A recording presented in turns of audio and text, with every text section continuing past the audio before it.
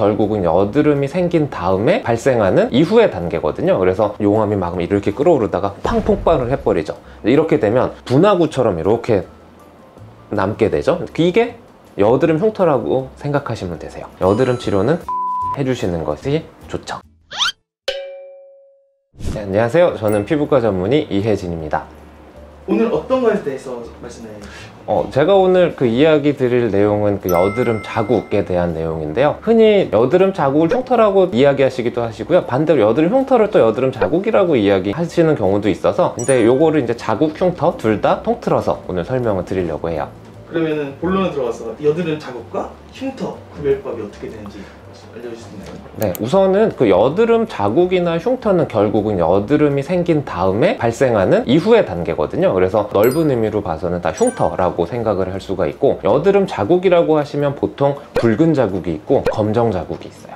보통 여드름 붉은 자국은 여드름 염증이 생겼다가 염증이 없어지게 된 다음에는 안쪽에 빈 공간처럼 남게 되거든요. 그래서 그 빈 공간이 원래대로 차올라야 되겠죠. 그 차오르게 되는 중간 과정이 붉은 자국처럼 보여서 그거를 보통 붉은 자국이라고 해요. 그리고 어두운 자국들이 있어요. 어두운 자국들은 염증 후 색소 침착이에요. 그러니까 여드름은 대체로 다 붉은색이죠. 근데 모든 염증은 붉은색으로 됐다가 검붉은색으로 바뀌었다가 검정색으로 바뀌면서 서서히 없어지는 단계를 취해요. 그래서 붉은 자국, 검정 자국, 이게 시간이 또 서서히 지나고 나면 이게 흉터로 바뀌게 되는 거예요.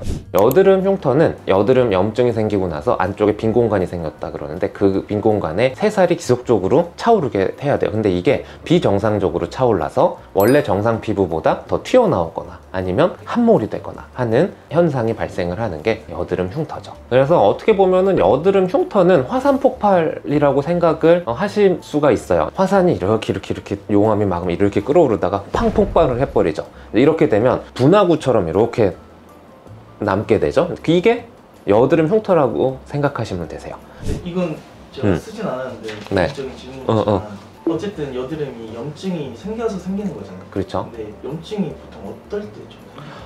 여드름은, 특히나 성인 여드름은 대부분의 경우 남성 호르몬 때문에 생겨요. 남성 호르몬이 평소보다 많아지거나 아니면 남성 호르몬과 유사한 호르몬이 있어요. 그게 스트레스 호르몬이거든요. 그래서 스트레스 호르몬이 과다하게 올라가게 될 경우 이런 염증 반응이 생길 수가 있는 거죠. 그래서 남성 호르몬이 과다하게 되는 경우가 대체적으로는 남자들, 안타까운 이야기지만 군대 가면 여드름이 더 악화가 될 수가 있는 게, 남자들끼리 있으면 굉장히 남성 호르몬이 뿜뿜 올라올 수가 있고요.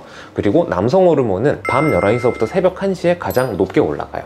그 얘기는 뭐냐면 그때 깨어있으면 안 된다는 거죠. 그래서 보통은 11시에 자서 7시에 일어나는 8시간 수면이 여드름을 예방하는 가장 좋은 지름길이라고 저는 설명을 드려요.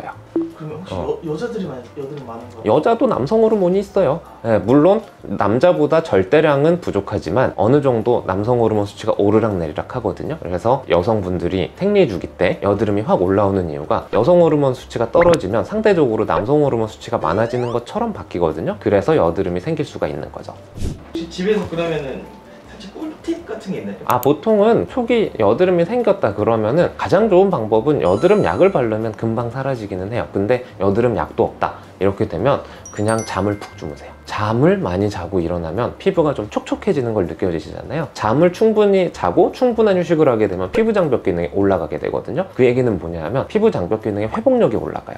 다시 말하면 좁쌀 여드름이나 이런 여드름 트러블이 생겼을 때 회복이 잘 될 수 있다는 이야기거든요. 그렇기 때문에 피부의 전체적인 회복력을 올려주면 되는데, 그게 가장 손쉬운 방법은 충분한 휴식과 자는 거, 요거를 추천드리고 싶어요. 피부과에서도 이제 여드름 자국 치료법에 대해서 한번 말씀해 주세요. 네, 여드름 자국 치료는 생각보다 원리는 간단해요. 붉은색을 없애주면 되고 검정색을 없애주면 되는 거거든요. 붉은색을 없애주는 치료는 붉은색을 없애주는 레이저를 치료하면 많이 좋아지게끔 할 수가 있어요. V빔이라든지 옐로우 레이저 같은 혈관을 없애는 혈관 레이저를 하게 되면 이러한 여드름 붉은 자국은 생각보다 의외로 빨리 빠질 수가 있죠. 그리고 검정색이 신경 쓰인다 그러면 색소 침착을 없애주는 레이저가 따로 있어요. 대표적인 게 피코 레이저가 있거든요. 그래서 이런 치료를 꾸준하게 하면 많이 밝아질 수가 있고, 그런데 그냥 시간 지나도 이거는 그냥 좋아질 수가 있어요. 근데 또 이런 얘기하면 또 병원에 안 오지. 근데 이런 얘기 잠깐 이거 어떻게 해야 되지? 병원에 오라고 하는 이야기가 아니고 최대한 이게 홈케어를 하다가 안 되면 병원에 오셔야 된다는 말이에요. 화농성 여드름일 때 어떻게 이제 음. 피부과에서 치료하는지 한번 네.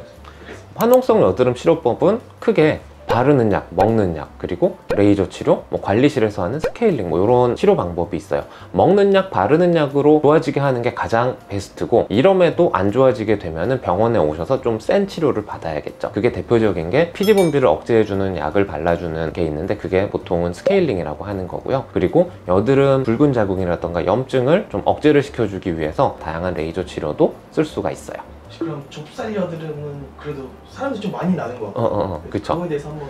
좁쌀 여드름은 사실 병원에 오시면 스케일링 한두 번만 하면 그냥 싹 좋아져요. 근데 사실 병원에 오셔서 치료를 하는 게 아무래도 시간과 돈이 들기 때문에 우선은 돈 안 들이고 집에서 하는 그 홈케어가 가장 좋겠죠. 이게 보통 역설적으로 여드름은 피부 장벽 기능이 떨어지고 건조할 때 많이 생기거든요. 그래서 좁쌀 여드름이라든지 기타 짜잘짜잘한 여드름이 생겼다 그러면 속당김이 있는지 확인을 좀 해주시고, 속당김이나 건조 증상이 있는 경우엔 충분한 보습제를 발라주다 보면은 피부 장벽 기능이 올라가서 이것 때문에 여드름이 좋아질 수가 있어요. 여드름 치료는 최대한 빨리 치료하면 할수록 여드름 흉터 발생이 더더더 안 생기거든요. 그렇기 때문에 여드름 치료는 빨리 해주시는 것이 좋죠. 여드름은 병원에 오셔서 치료하면 금방 좋아져요. 근데 그렇지만 최대한 집에서 홈케어 같은 거를 해보고 그래도 안 되면 병원에 오시는 것을 추천을 드리고요. 그 얘기는 뭐냐면 충분한 휴식과 잠 많이 자고 보습제 열심히 발라주고, 이럼에도 불구하고 여드름이 지속적으로 생긴다. 그럼 병원에 오셔서 치료를 받아야죠. 집에서 소가리 하지 마시고 그냥 병원에 오시면 적당한 치료나 관리 방법을 상담 받으실 수 있으니까 걱정하지 말고 병원에 오시면 될 것 같아요. 혹시나 병원에 오시기 힘들다 이러면은 이 유튜브 보고 댓글 남겨주시면은 제가 댓글 달아드릴게요. 저는 여러분들의 여드름뿐만 아니라 여드름 이후에 생기는 자국이나 흉터도 열심히 치료해드리고 여러분들의 피부를 깨끗하게 해드리기 위해서 끊임없이 노력하고 있으니까 구독, 좋아요 부탁드릴게요. 감사합니다.